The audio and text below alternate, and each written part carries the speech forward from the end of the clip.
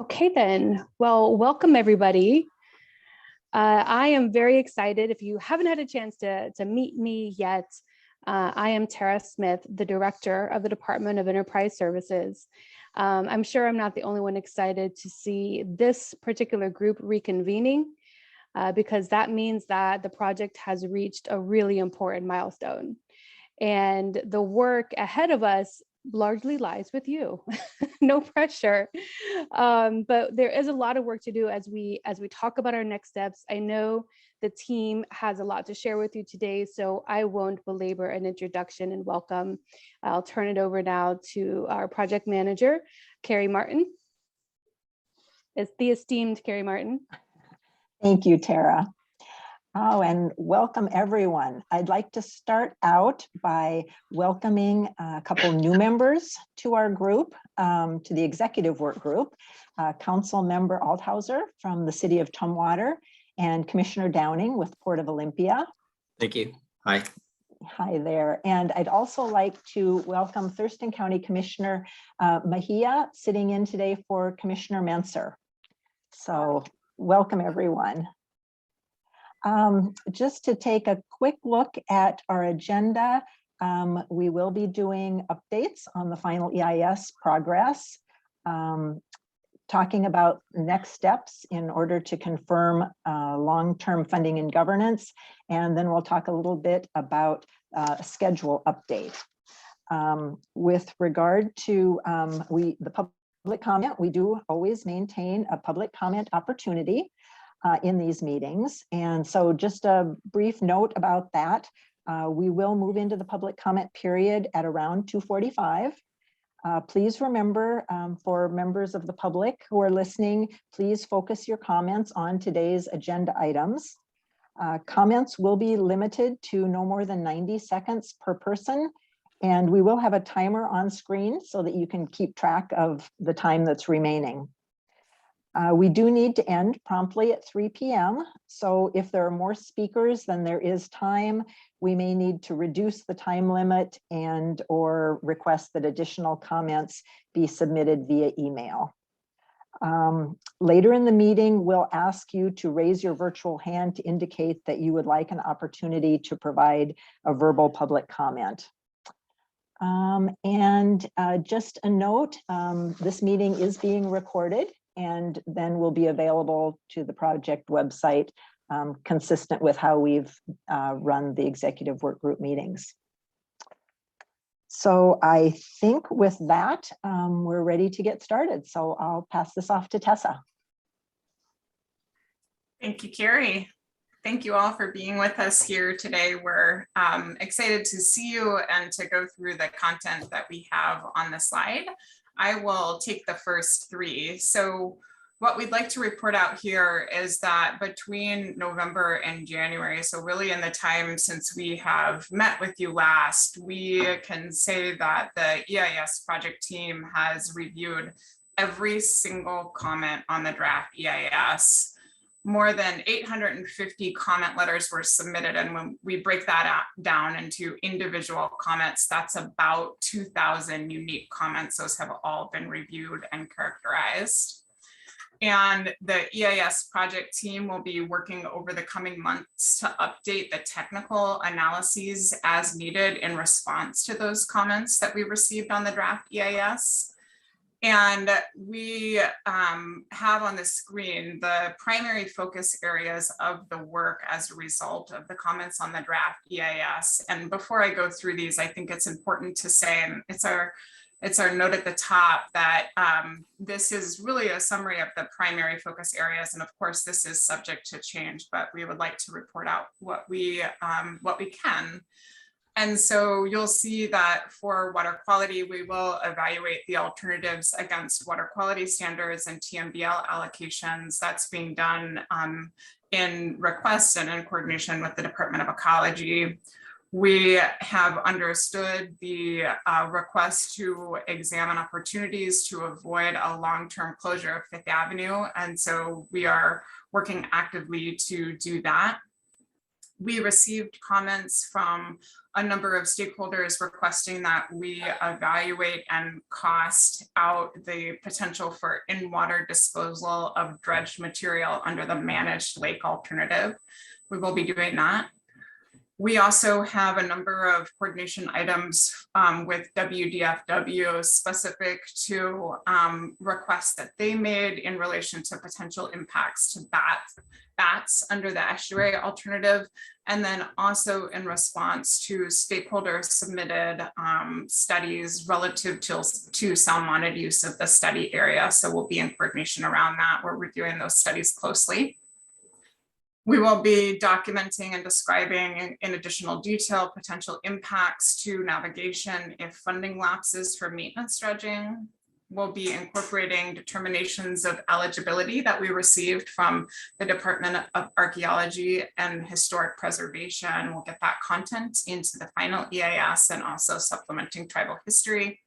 And then our work is to also respond to those 2,000 plus unique comments from the draft EIS comment period.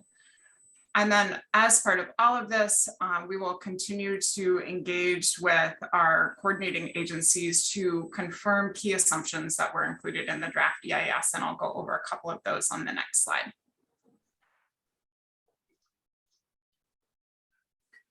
Okay, so same caveat that I had on the last one. Our goal is to show to you our primary focus areas. This is not inclusive of all of the agency coordination that we are intending as we move forward.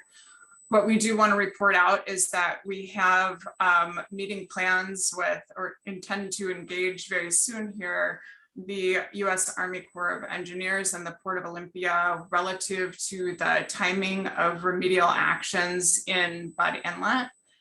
We also, in response to comment letters received from the Corps and the Port, would like to confirm the existing dredging assumptions and the future dredging assumptions in those meetings and with the two of them together, and then confirm the alternative designs as we have done already with the Corps of Engineers, but again, relative to future review under Section 408.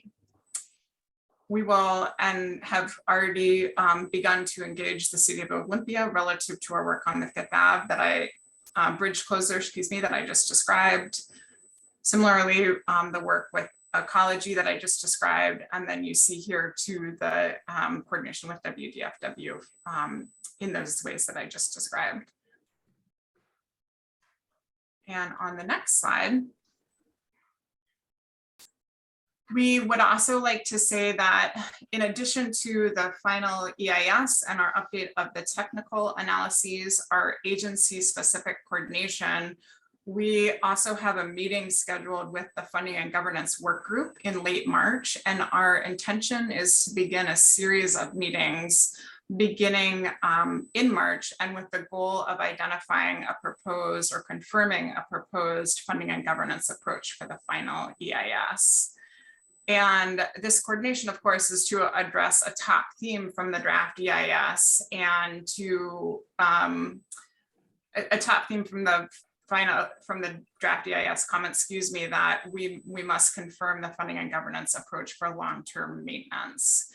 And we agree with that work and continue to acknowledge that long-term funding is really key to decision durability. And what you see on the screen here are the existing recommendations from the Funding and Governance Work Group that we will pick up with.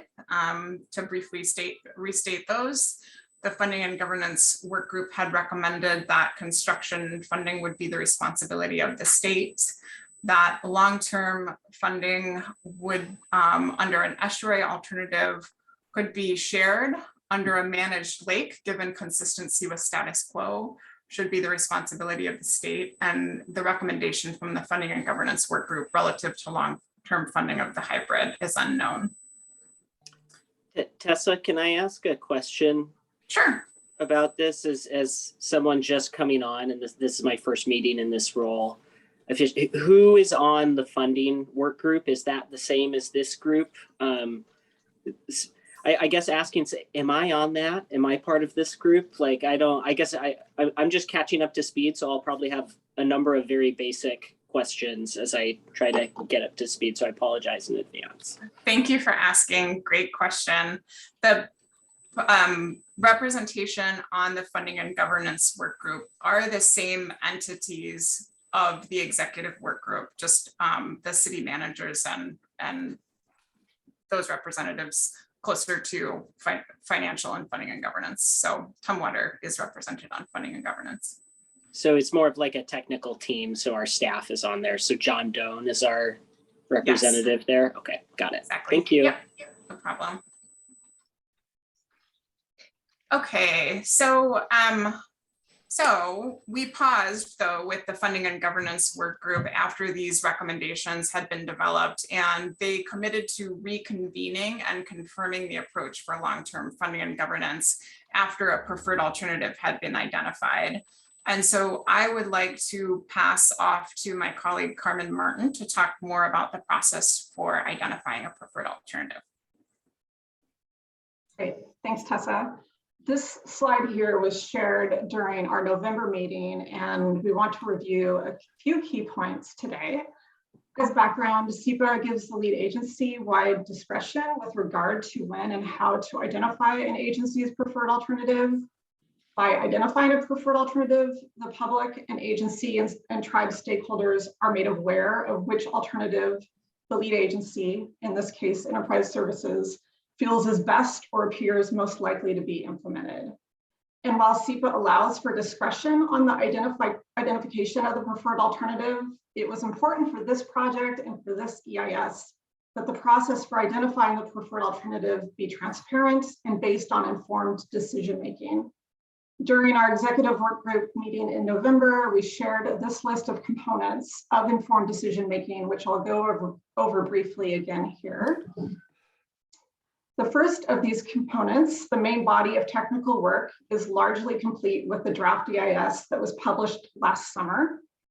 Next, comments on the draft EIS that inform whether additional technical work is needed in the final EIS, and an understanding of whether that additional technical work may substantively change findings as presented in the draft EIS.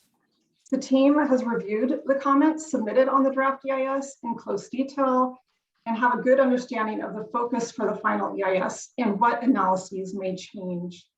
The final EIS will include updated analyses in response to public comments on the draft EIS.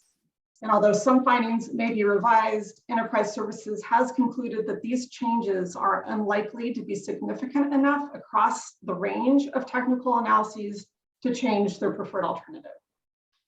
Finally, input from engaged stakeholders on which alternative could be supported. So let's talk now about how this information was used to identify the preferred alternative. Hey, Carmen, You've seen this information here before. Oh, sorry, was there a question? Yeah, sorry, can I pause you for just a minute? Yes. We're trying to get Ray Peters into our room, and it seems to not be working. I'm gonna maybe see if unmuting helps, and Ray, we could see if we can hear you at least.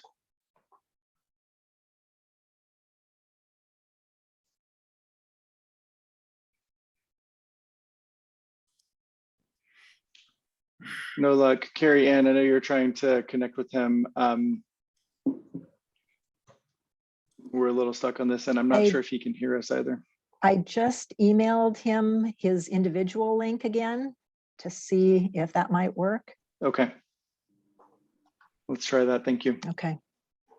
Okay, Carmen, back to you. Okay, so you've seen this information here before. On the left are the decision-making criteria, and on the right is the process that we've been working through to identify the preferred alternative. There are 5 technical criteria that the EIS project team and Enterprise Services evaluated the alternatives against. Project goals encompasses water quality, sediment management, ecological functions, and active community use.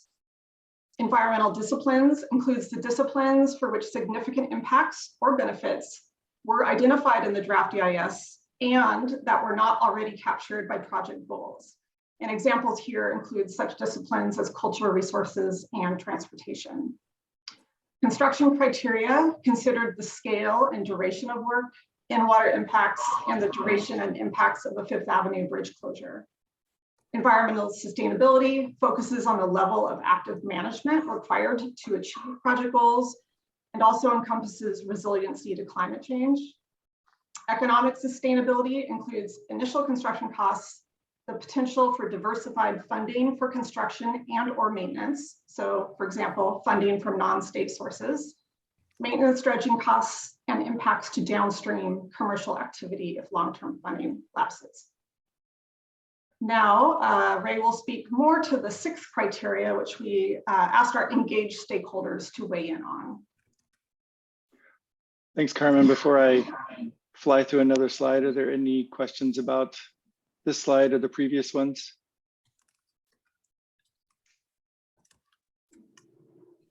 Okay.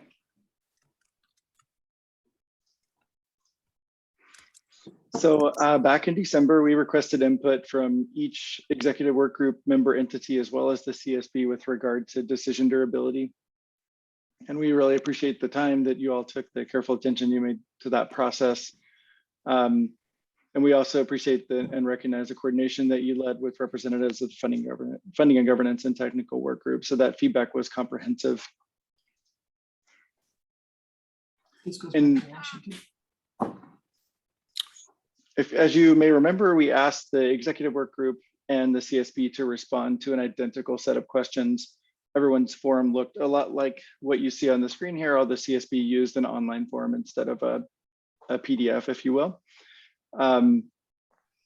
It's been a few months though, and we have some new members. And so for the benefit of those and folks that are observing, we'll just briefly go through these questions. So the first thing we asked was, what's the level of support for each alternative on a scale of 1 to 10? And you all responded to that with your relative scores. And the second thing we asked was for narrative response describing what increased or decreased each entity's support for the alternatives. And this was to inform the overall work as it relates to the EIS, to funding and governance and other factors that the EIS needs to consider. So this resulted in numerical scoring and narrative responses from the 6 executive work group member entities, as well as the CSB. And again, we really appreciate you working with us and not just the numerical scores, which are really valuable, but also that narrative responses that you all provided is really helpful as we move forward with the EIS. And so with that, you're probably wondering, what do those scores look like? And that's what we have on the next slide. So what you see here is the score provided by each of the entities for all the alternatives. A couple of footnotes here, you note, the Squaxin tribe chose to only score the estuary. The others were scored as 0, but in our scale, as you saw before, we had a scale of 1 to 10. So that's why you see the NA here. And the community sounding board is the average score of the 22 responses that we received. So I'm just going to pause there for a minute, see if you have any questions or thoughts, a few more thoughts on this slide. But since this is the first time, you've all seen your individual scores, right? But first time we've been able to see them all collectively.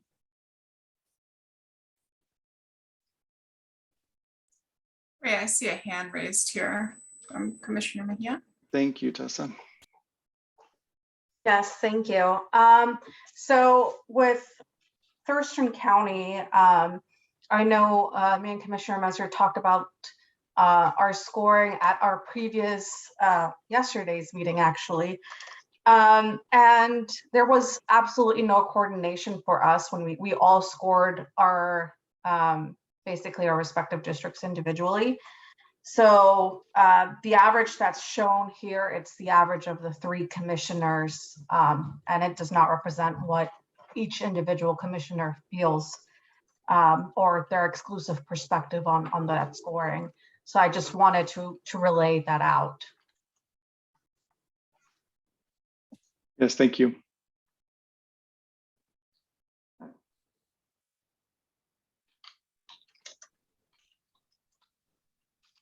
Any other thoughts or questions?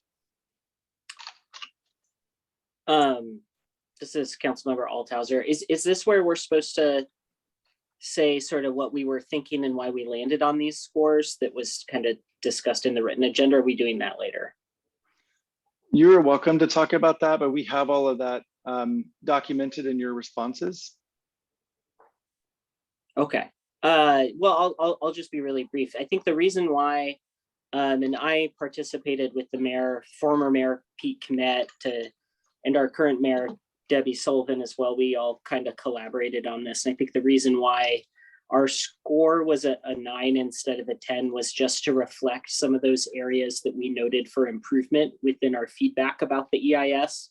So we thought that there were some ways in which that if that were to be taken into account, we wanted to leave a little bit of room to go up to a potential 10, but I don't want the 9 to reflect that does not show that we don't have very strong support for the estuary, because that does exist. That's the only thing I wanted to say. Thanks. Thank you very much.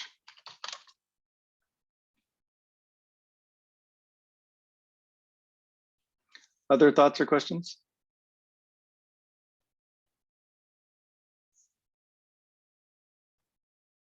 Okay, 2 more quick thoughts on this slide and then we'll move on.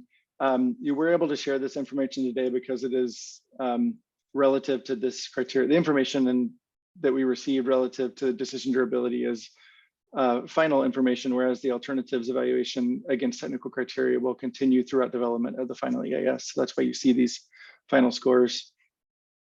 The last thing I want to do is not related to this slide in particular, but we're about halfway through our presentation. And I just want to note we have more attendees in the audience than we do panelists today, which is unusual for us. So if you are in the attendee pool and would like to submit a verbal public comment later in the session, please go ahead and raise your hand and I'll make note of that so we can circle back to you toward the end of the presentation. And I see, Jeff, you have your hand raised, so I'll go to you.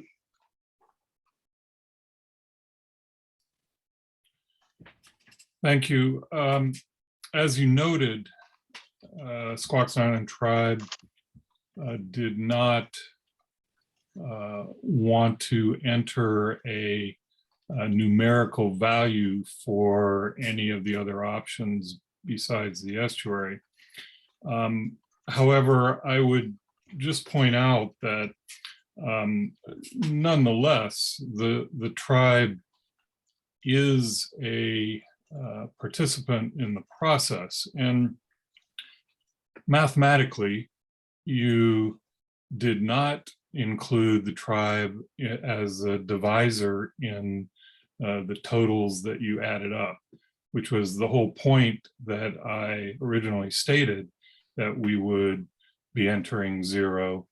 And I think it's probably inappropriate to include us as the divisor in estuary and not include the tribe as a divisor in any of the other options.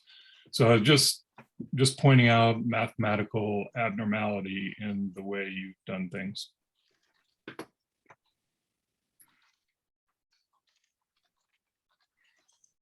Thank you very much, Jeff. If you can't hear me typing, I am typing that just to make sure we have it in the notes. Commissioner Downing? Well, thank you. A quick question. Can you tell me how many members of the community were on the community sounding board? Oh, there are 22 responses. I just answered my own question. Thank you. At the bottom there. Thank you.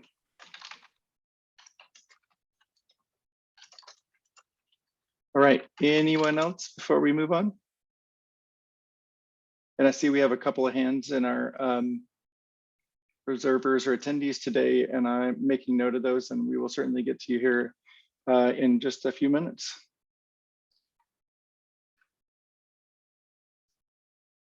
Okay, Carrie, I'm going to hand it back to you. Okay, thank you, Tessa, Carmen, and Ray. As we have described, with an initial evaluation of the alternatives relative to technical criteria and the decision durability input, Enterprise Services has the information available to identify a likely preferred alternative. We're sharing this now to report out on our progress, and importantly, because it allows us to get to work on funding and governance for long-term maintenance. I should say clearly that the final EIS will include a section to detail this process and the final outcomes.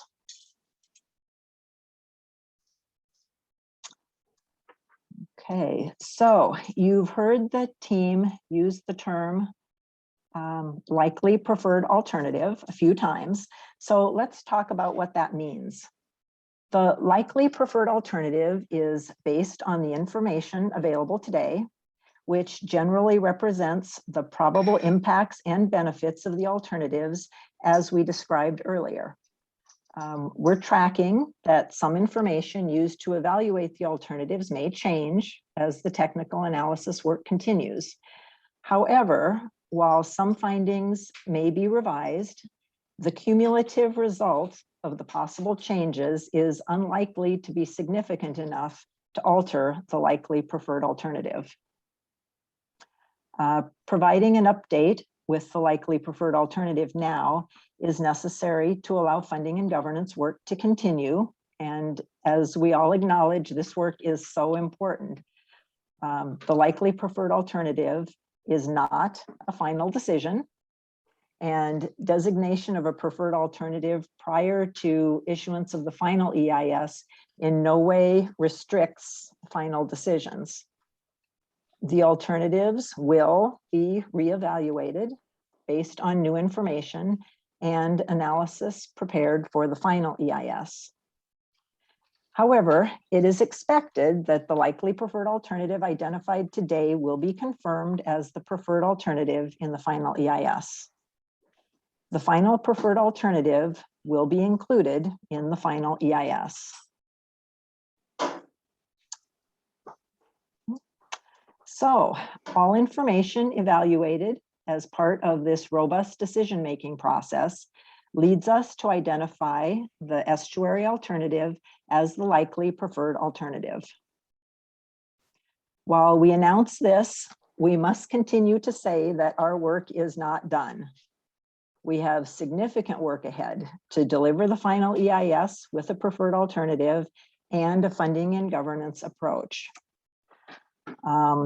We understand that this update may be received differently by each of you, by the other stakeholders and the public. So let me pause briefly to see if there are any initial reactions for the work group members.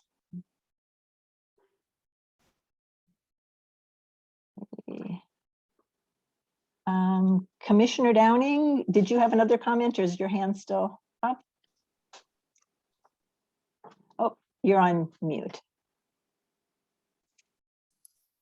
Thank you, Carrie. I saw the email from earlier today, and so could you tell me again what the advantage of putting out this advance notice of the preferred alternative at this point, as opposed to the issuance of the final EIS in June or July? Thank you. Sure. So a top theme from the draft EIS comments is that a funding and governance approach for long-term maintenance must be identified. And this is the primary objective of the funding and governance work group. So the funding and governance work group agreed to reconvene to advance a final shared long-term funding and governance approach only after a preferred alternative is identified. So identifying a likely preferred alternative now allows the funding and governance work group to reconvene and to advance that important work. Understanding that funding and governance is really critical to long-term durability for the preferred alternative. So after the funding and governance work group confirms and memorializes the approach to long-term funding and governance, those findings can then be incorporated into the EIS and the relevant analyses. The findings will become part of the final EIS along with the other updates and the responses to comments on the draft EIS. And I think most of you know, but the legislation authorizing the EIS process requires that the final EIS include a preferred alternative and that funding and governance approach. So hopefully that kind of answers your question. Yes, why it we does. needed Thank to you. do it now. Thank You're you. welcome. Are there others who would like to comment or have any thoughts?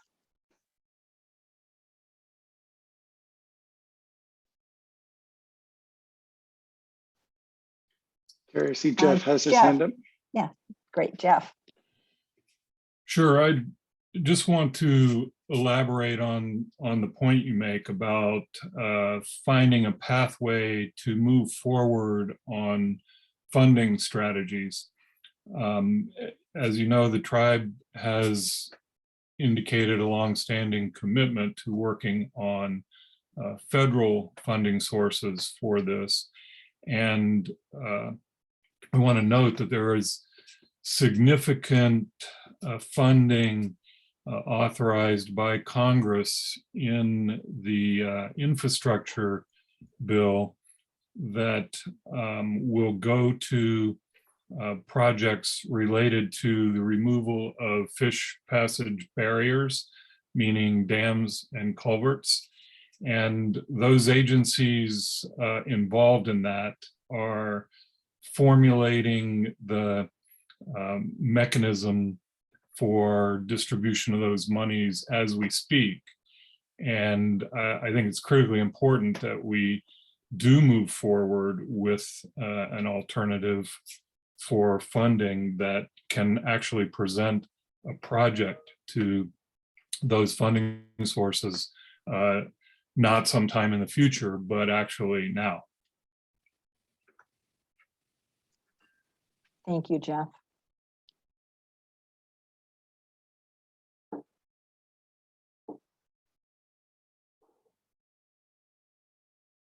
Any other comments?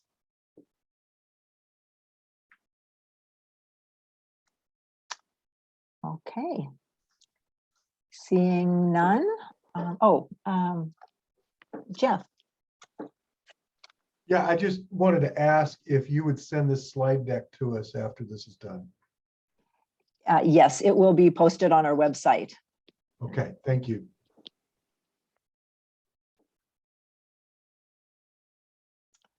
Okay.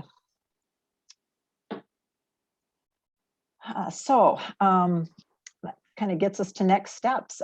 Following this meeting, we will be sending an e-newsletter to our 5,000 plus subscribers to share this information and to provide links to materials on the website.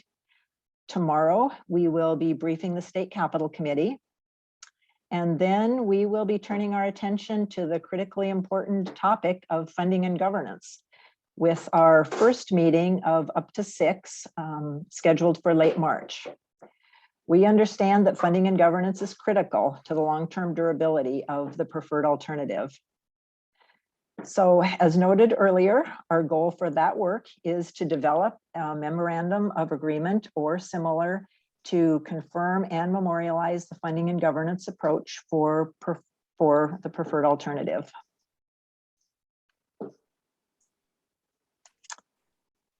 So with that, I will turn it over to Tessa.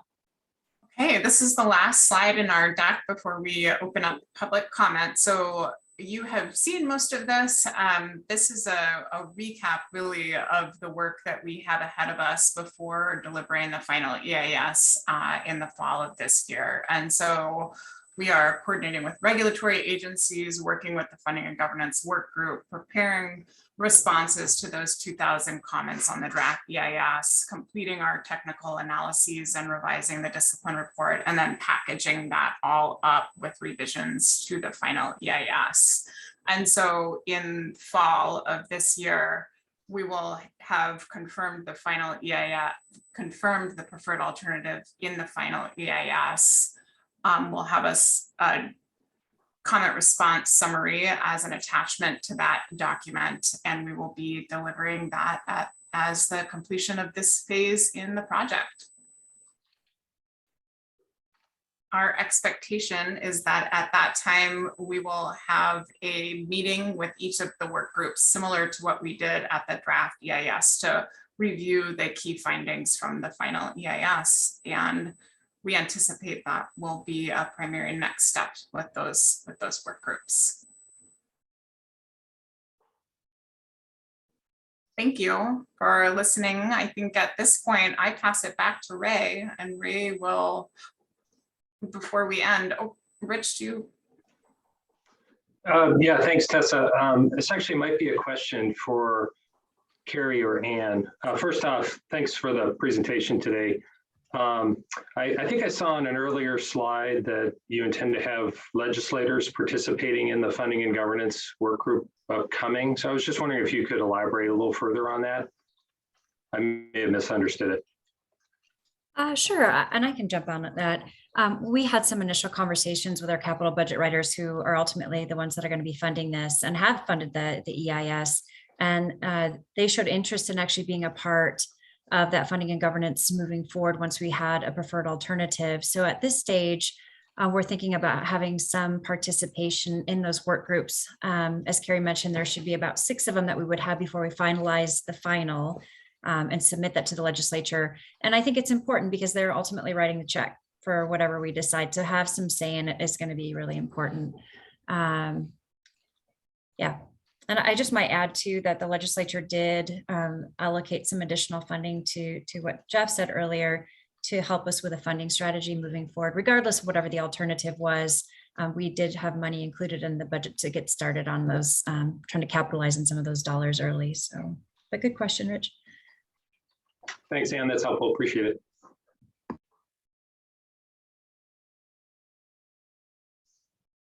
Anyone else before we switch to public comment? This is Michael. I have another question, if that's okay.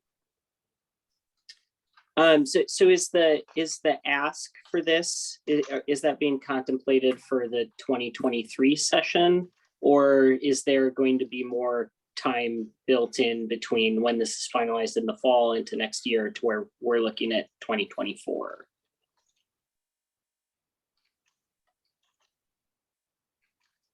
You want me to jump on that? Yeah, we would look to have this during the biennial budget ask in 2023-25. And the first step would be to look after, go after design and permitting. Great. Yeah. Thank you. I see we got another hand. Commissioner Downing. Thank you, Ann. And so before we go to public comment, I guess I should, weigh in as the lowest number on the decision durability. Perhaps that number represents the unified opinion of the Port of Olympia. And let me just say that the Port of Olympia is perhaps a little different than all the other entities because we're directly affected by this decision. So taking out the dam poses on the surface a very large threat to the existence of the Port of Olympia, so that I hope that going forward, we can come to some agreement on sediment management. I think the port is totally in favor of improved water quality. So that's important to us. But the biggest thing is as well as sediment management, not just to Port of Olympia, but the over 1,000 recreational boats throughout Lower Bud Inlet. So I look forward to additional work on this and as well cooperation with the Corps of Engineers, which will have hopefully a lot of input to maintaining the navigational pathways throughout Lower Bud Inlet. Thank you. Thank you for that.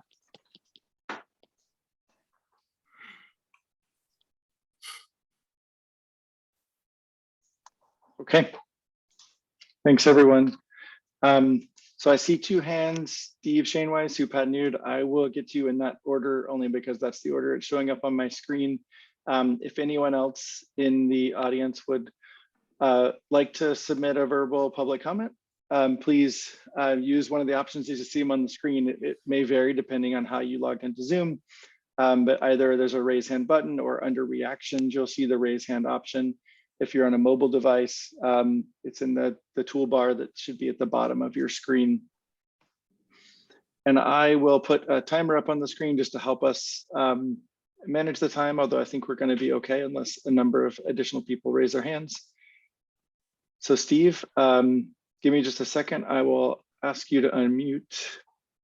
And one last reminder, please, focus your comments on the agenda items and focus them on comments rather than questions. We won't be, or the team won't be responding to specific questions during the comment period here as we normally do. Am I ready to go, Ray? Go ahead, Steve. Okay. I would like to mention two specifics about the proposed hybrid design. First, the impoundment wall should be made of large piled boulders, not driven sheet pile. A rock wall would be cheaper, easier, and faster to build. It will also survive major earthquakes and present a much softer visual impact with a 3-to-1 irregular slope rather than a sheer vertical wall. Second, the choice of creating a 500-foot wide opening at Fifth Avenue instead of just opening up the existing water control structure at the dam needs to be revisited. The desire for 500 feet is an aesthetic consideration, not one based in science. If there is a functional need to create the wide opening for the estuary at Fifth Avenue, why isn't this same need applied to the constriction at Marathon Park? Just gutting the existing Fifth Avenue dam to provide free tidal flow would save tens of millions of dollars in roadway construction costs and several years of roadway closure. Thank you. Thanks, Steve.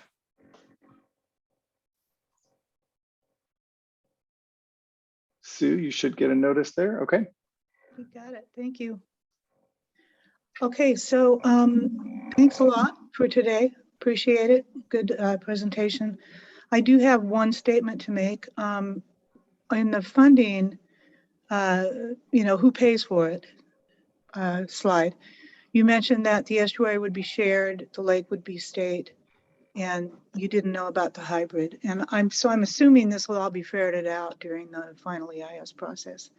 But I wanted to point out that to me, it seems like they're kind of all shared because the state is going to pay for their project with taxpayer dollars. So everybody's money is going to go into that, right? And the estuary would be the most likely alternative to receive some kind of federal funding. So plus local and state funding, I would assume. So if you could spell that out, that would be really helpful, I think. And also, I just wanted to say that DIRT is standing by, willing to help in any way we can. And we're certainly willing to head to the East Coast and talk to our reps and senators about the importance of restoring the estuary. Thanks for all your work on this. That's all. I'm done. Thank you very much, Sue.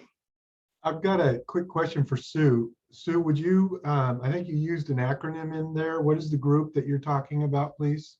DIRT, Deschutes Estuary Restoration Team. Thank you. You bet.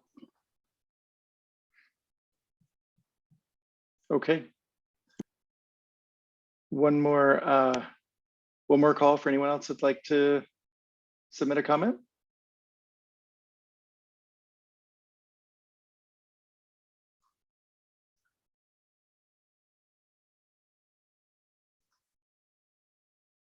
Okay.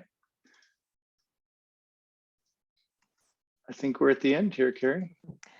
Okay, well, I would just like to thank you all for your participation today and throughout this process.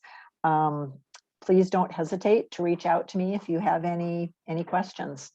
So thank you, everyone, and we're excited to move on to next steps. Have a good day. Thanks, everyone. Thank you, everyone. Thank you.